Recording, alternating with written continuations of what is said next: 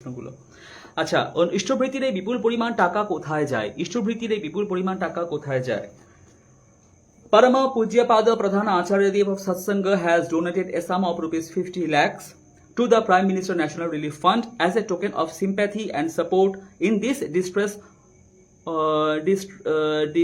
disasters hour faced by the nation due to the rail accident in Orissa, 2nd June 2023.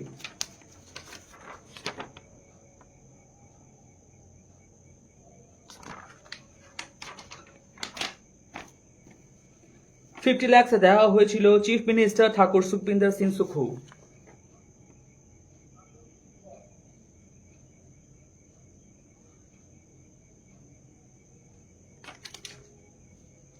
$10 কোটি টাকা দেওয়া হয়েছিল করোনার সময় ভারত সরকারকে।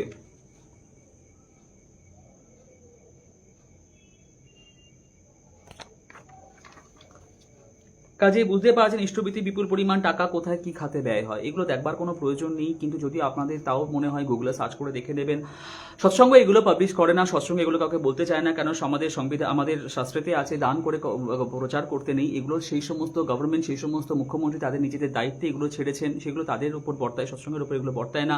অনেক কষ্ট করে খুঁজে খুঁজে এই সমস্ত ডকুমেন্ট আমাকে বার করতে হয়েছে। আরেকটা যেটা প্রশ্ন হচ্ছে সেটা হচ্ছে শ্রী ঠাকুর অনুকূলচন্দ্রের এগেন্স্ট নাকি কেস করা হয়েছিল পাবনাতে, কেন তাকে কোর্টে দাঁড়াতে হয়েছিল এবং কেন তাকে জেরাবাদ করা হয়েছিল, একটা খুব প্রশ্ন ঘুরে বেড়ায় এবং সেটা এই প্রশ্নগুলোর মধ্যেই আছে, কোথাও হয়তো আছে, সেটা আমি তার উত্তরটা আমি দিচ্ছি। এক সেকেন্ড।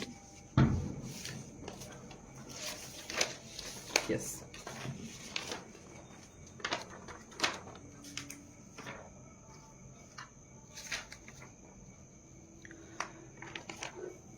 একটা প্রশ্ন ভীষণভাবে এই প্রশ্নগুলোর মধ্যে একটা প্রশ্ন আছে যেখানে বলা হচ্ছে যে ঠাকুর অনুকূল চন্দ্রকে একবার কোর্টে যেতে হয়েছিল, কেন? উনি কোর্টে দাঁড়িয়েছিলেন এবং কোর্টে দাঁড়িয়ে উনি বলেছিলেন যে আমার এই ব্যাপার, আমার 6-7 জন স্ত্রী, হ্যাঁ তেন 6-7 জন স্ত্রীর প্রশ্নের মধ্যে কোর্টের প্রশ্নটাও ছিল, আমি ভুলে গেছিলাম, সরি এটা বলতে। তো সেটার উত্তর আমি নিয়ে এসেছি আজকে এইভাবে। কিভাবে নিয়ে এসেছি? প্রথম কথা হচ্ছে আপনাদের ইনফরমেশনই ভুল আছে। শ্রী শ্রী ঠাকুর অনুকূলচন্দ্র পাবনা কোর্টে যাননি। শ্রী শ্রী ঠাকুর অনুকূলচন্দ্র পাবনা কোর্টে যাননি। একজন উকিল যার নাম শ্রী রণজিৎ লাহিড়ী এবং আশু রায়, তারা এসেছিলেন সৎসঙ্গে। তারা সৎসঙ্গের মধ্যে একটা ছোট মতন জেরা করেছিলেন ঠাকুরকে।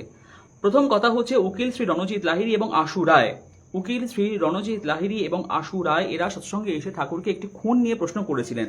সৎসঙ্গের একজন গুরু ভাই ছিলেন যার নাম ছিল ভোলানাথ রায়, তাকে কিছু দুষ্কৃতিকারী তাকে খুন করেছিল এবং সে পুরো দায়িত্ব গিয়ে পড়তে ছিল সৎসঙ্গের উপরে।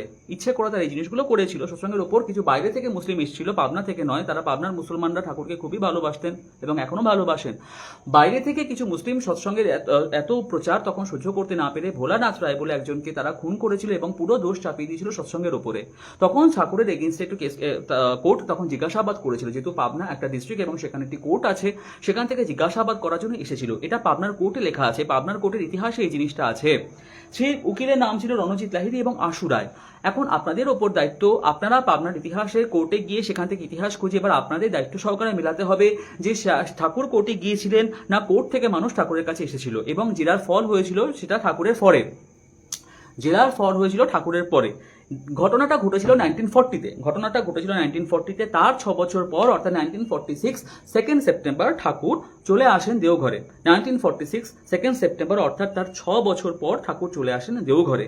আপনাদের এখন পাবনার কোর্টে গিয়ে পাবনার ইতিহাস ঘেটে সেই সময় প্রমাণ করতে হবে যে ঠাকুর কোর্টে গিয়েছিলেন, কোর্ট ঠাকুরের কাছে আসেনি। কিভাবে প্রমাণ করবেন সেটা কিন্তু আমি বা কোনো সৎসঙ্গীর দায়িত্বের মধ্যে থাকলো না।